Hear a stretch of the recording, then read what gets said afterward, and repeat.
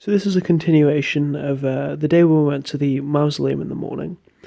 We went to the Forbidden City afterwards. We also went to the museum, but due to me accidentally deleting some footage, or possibly just storing it somewhere else in my phone, the a lot longer museum video will be coming later. This is briefly our adventures around a bit of the Forbidden City.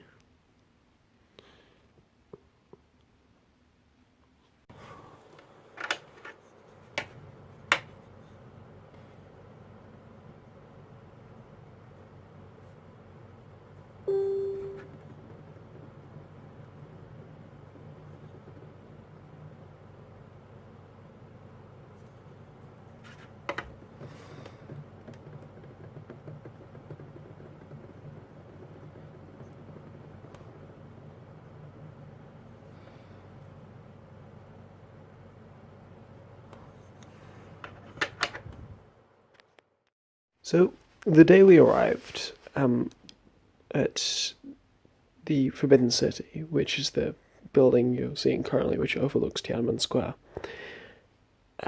we decided to go to the top and to look out over Tiananmen. The thing that we saw was, so earlier in the day when we've been wandering around, it was interesting that there were all these like South Korean flags up next to all the Chinese ones. So we kind of guessed something was happening. But as we were standing on top, we noticed that there was a line of security guards who were walking the entire way down Tiananmen. And they're very quickly clearing of people. And then here you can see the long line of cars to the right of the Mao's mausoleum. It was interesting because they had gun carriages on the back of them, artillery. What we then later learned is that there was the South Korean president was to be visiting Beijing that very day, and this was the preparation for all of the official state ceremony stuff that we managed to, via sheer coincidence, stumble onto.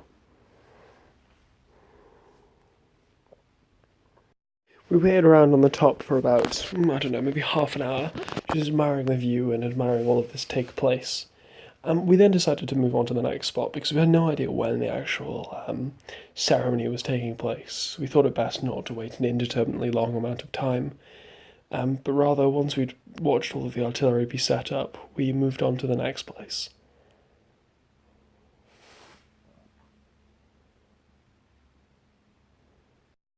So what we were about to walk into is the Forbidden City. The Forbidden City is the former residency of the Emperor.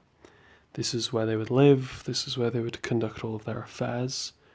It was currently used for barracks amongst being a tourist destination. So as we were wandering around, we could see all of the action taking place as the soldiers who lived here did their training.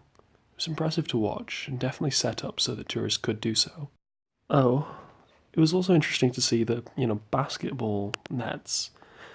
It humanized people that, well, I don't know, it was strange because all of the times, all of my interactions with Chinese soldiers is when they'd be standing on the other side of a line, making sure everyone was walking orderly, or marching across some square in massive order, in massive number, and it was strange to see this oddly human element that, they played games and did fun things as we were walking around this truly colossal place.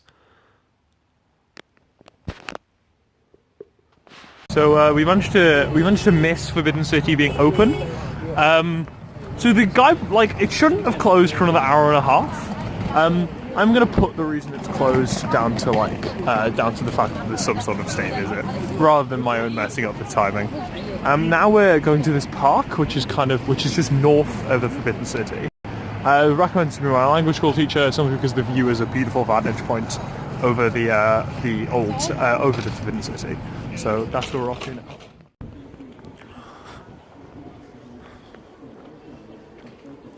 Which direction shall we aimlessly wander? Oh, is this a Goonies underground? Yeah. Oh, there's a